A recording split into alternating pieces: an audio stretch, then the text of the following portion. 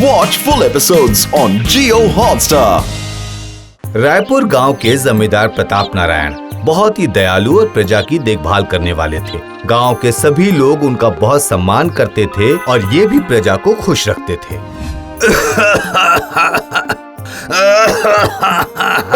आप तो ध्यान ही नहीं रखते। आजकल हमेशा आपको कोई ना कोई बीमारी लगी रहती है। अरे नहीं, ऐसा नहीं है। हमारे जमींदार साहब कितना दान पुण्य का काम करते हैं। ऊपर वाले के आशीर्वाद से इन्हें कुछ भी नहीं होगा। उम्मीद है कि अगर ये खाना पीना अच्छी तरह से करें तो ये फिर से स्वस्थ हो जाएंगे। रायपुर गांव से कुछ दूरी पर दक्षिण दिशा की तरफ एक रवि नाम का मछुआरा रहता था। वो अपनी पत्नी के साथ छोटे से घर में बहुत खुशी से रहता था। अरे रमा, ये नई साड़ी कहाँ से मिली? बताओ मुझे। कैसी लग रही हूँ बताइए? बहुत सुंदर। लेकिन इतनी सुंदर साड़ी तुम्हें दी किसने है? पास के गांव के जमींदार साहब ने दिया है। दूर दूर से लोग वहाँ पर गए थे। जमींदार साहब ने सबको नए नए कपड़े दिए थे। वाह वाह, पास के गांव के जमींदार साहब का दिल तो बहुत बड़ा है, लेकिन हम लोगों के पास तो उन्हें देने के लिए कुछ भी नहीं है। आप तो समुद्र में से कितनी सारी मछलियाँ पकड़ते हैं। उस गांव के जमींदार साहब समुद्र की मछलियाँ नहीं खा पाते होंगे। आप क्यों ना उन्हें कभी कभी समुद्र की मछलियाँ दे आया करें। सही कहा तुमने। अगले दिन दोपहर के वक्त रवि कुछ मछलियाँ लेकर जमींदार साहब के पास जाता है। मालिक, आपके लिए बगल के गांव मधुपुर से एक रवि नाम का मछुआरा मछलियाँ लेकर आया है। ठीक है। उसे तो फिर उसे अंदर आने के लिए बोलो। जमींदार साहब, आपके गांव में समुद्री मछलियाँ नहीं मिलती है, इसलिए मैं आपके लिए समुद्री मछलियाँ लेकर आया हूँ। आपको पसंद आएगी। बिल्कुल ताज़ा मछलियाँ है मालिक। भेटकी, रोहू, कतला, इस तरह की मछलियाँ है मालिक। ठीक है, मैं बहुत खुश हूँ। सुनो, कोई है? इन मछलियों को ले जाकर जल्दी से बनाना शुरू करो। हाँ।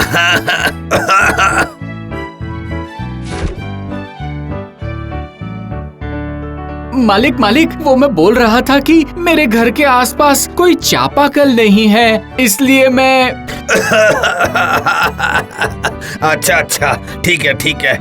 मुनीम जी, बोलिए जमींदार साहब। आप रवि के घर के पास में एक चापाकल लगाने की व्यवस्था कीजिए। लेकिन जमींदार साहब, ये रवि तो बगल के गांव में रहता है ना। तो क्या हुआ? इंसान ही इंसान के मुसीबत में काम आता है। यही तो इंसानियत होती है। धन्यवाद जमींदार साहब। उसके बाद जमींदार के कहने पर एक व्यक्ति ने रवि के गांव में चापाकल लगा दिया।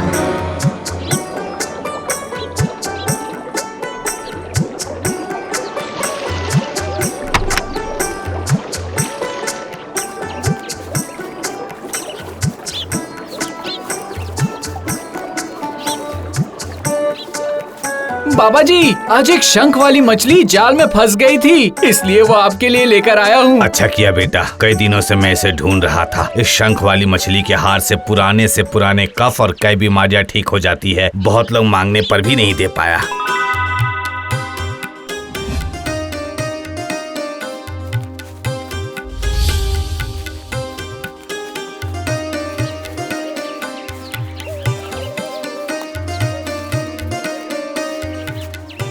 रमा, ओ रमा।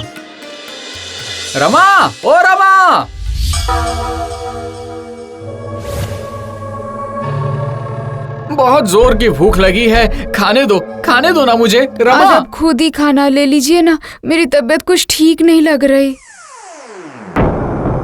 अरे ये क्या? तुम्हारा तो पूरा शरीर बुखार से तप रहा है। कुछ नहीं हुआ मुझे। पास के गांव के जमींदार साहब ने हमारे गांव में चापाकल लगवा दिया है। बस उसी चापाकल से मैंने थोड़ा ज्यादा ही पानी चलाकर भर लिया था। ठीक है। तुम बिस्तर पर उठकर बैठो, मैं तुम्हारे लिए खाना लेकर आता हूँ। मैंने नहीं खाया है, इसलिए अब तक तुम भी भूखी हो, है ना?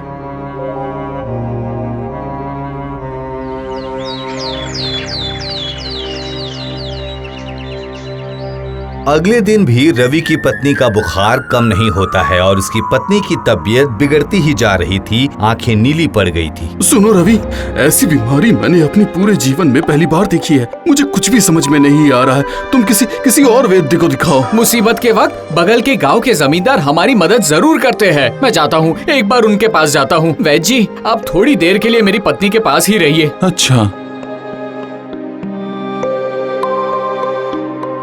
हाय हाय हाय, ये आपको क्या हो गया है? इनका बुखार तो कम ही नहीं हो रहा है और इनकी आंखें भी बिल्कुल नीली पड़ चुकी हैं। हाय हाय, क्या चिंता मत करो। वैद्य जी है ना?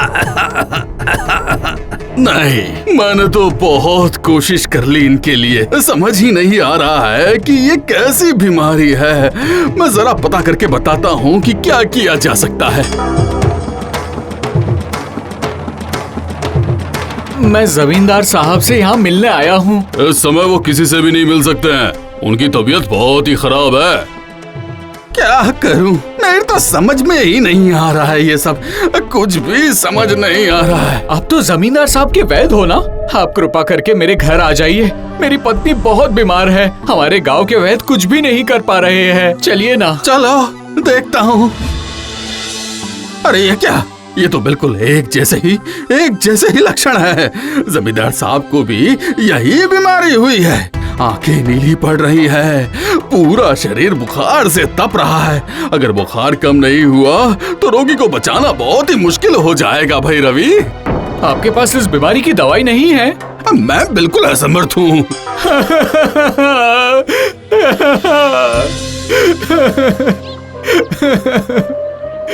हे ऊपर वाले, मैंने क्या गलती की थी जो आपने मेरी पत्नी को इतनी बड़ी बीमारी दे दी? मैंने ऐसी क्या गलती की थी? मैंने कौन सी गलती की है? क्या हुआ रवि, तुम रो क्यों रहे हो? हाँ, क्या बताऊं बाबा जी, मेरी पत्नी की तबीयत बहुत खराब है। उसकी आंखें नीली हो चुकी है, शरीर से बुखार कम नहीं हो रहा। बगल के गांव के जमींदार साहब को भी यही बीमारी हुई है। आप कई सारी बीमारियों की दवाई देते हैं, आपके पास इसकी दवा है? अच्छा, ठीक है, चलो देखता हूँ तुम्हारी पत्नी को।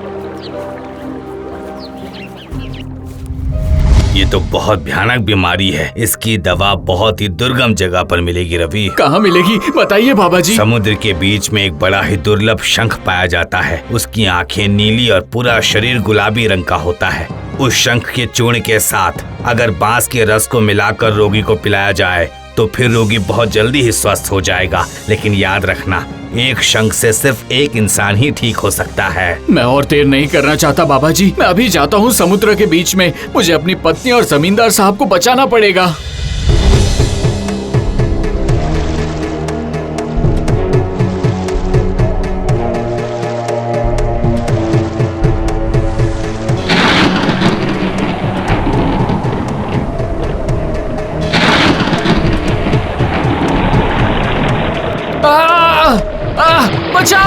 बचाओ, कोई बचाओ। समुद्र के बीच में अचानक से तेज लहरें उठ गई और उन लहरों ने रवि को नाव से नीचे गिरा दिया। लेकिन रवि ने हार नहीं मानी। वो वापस नाव के पास आ गया। उसने अपने पैरों में एक रस्सी बांधकर उसे नाव से अटका दिया। रवि पानी में छलांग लगा दिया।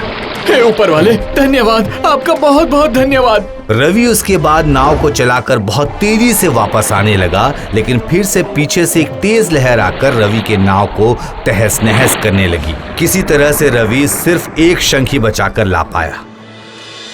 माफ करना, मैं सिर्फ एक ही शंख लेकर आया हूँ बाबा जी। ये क्या? तो फिर आप जमींदार साहब को कैसे ठीक कर पाएंगे? पहले तुम तो स्वस्थ हो जाओ। नहीं, मेरे मरने पर सिर्फ आपको ही तकलीफ होगी। लेकिन अगर जमींदार साहब मर गए तो पूरे गांव का नुकसान हो जाएगा ना। इसलिए उन्हें ठीक कर दीजिए। लेकिन नहीं बाबा जी, आप बांस के पत्तों से दवाई बनाना शुरू करिए। हाँ। रवि उस दुर्लभ शंख से बनी हुई दवाई जमींदार के लिए लेकर जाता है। बिल्कुल किसी जादू की तरह जमींदार ठीक हो जाता है। रवि से उन्हें रवि की पत्नी के त्याग के बारे में पता चलता है। ये क्या रवि, तुमने मेरे लिए अपनी पत्नी को भी ठीक नहीं किया। जमींदार साहब, मैं बहुत सारे दुर्लभ शंख लेकर आया था, लेकिन समुद्र की लहरों की वजह से एक एक करके सारे शंख गिर गए। अच्छा। तुमने जब मुझे स्वस्थ किया है तो ये मेरा फर्ज है कि मैं तुम्हारी पत्नी को भी स्वस्थ कर दूं। सुनो, कोई है? अभी तुरंत बीच समुद्र में जाकर रवि की पत्नी के लिए वो दुर्लभ शंख लेकर आओ। जमींदार के आदेश के अनुसार 2 लठबाज नाव लेकर बीच समुद्र में जाने की कोशिश करते हैं, लेकिन वो निराश होकर वापस आ जाते हैं। हम लोग असहाय हैं, हमारी नाव समुद्र के बीच में खो गई है। वहाँ तक पहुँचना हर किसी के बस की बात नहीं है। मैं पिछली बार की तरह इस बार भी कोशिश करके देखता हूँ। रवि खुद नाव की तरफ चल पड़ता है। वो जैसे ही नाव की रस्सी खोलने के लिए नीचे झुकता है, वो देखता है कि नाव के पट्टे के बीच एक शंख है। हे ऊपर वाले, आपका धन्यवाद, आपका बहुत बहुत धन्यवाद। मिल गया, मुझे शंख मिल गया जमींदार साहब। कहाँ से? मेरी नाव के एक पट्टे के बीच में अटका हुआ था, मैंने ध्यान ही नहीं दिया था। वाह, अच्छा है। बाबा जी, आप अभी तुरंत ही दवा तैयार कर दीजिए। बिल्कुल। बाबा जी उसके बाद रवि से वो शंख लेकर उसकी पत्नी के लिए दवा तैयार करते हैं और उसे पीकर उसकी पत्नी भी स्वस्थ हो जाती है। अरे वाह, तुम ठीक हो गई। क्या बात है रमा, तुम ठीक हो गई। हाँ जी, सब कुछ आपके प्यार से और ऊपर वाले के आशीर्वाद से ही हुआ है। Watch India's largest kids library only on Jio Hotstar. Download the app now.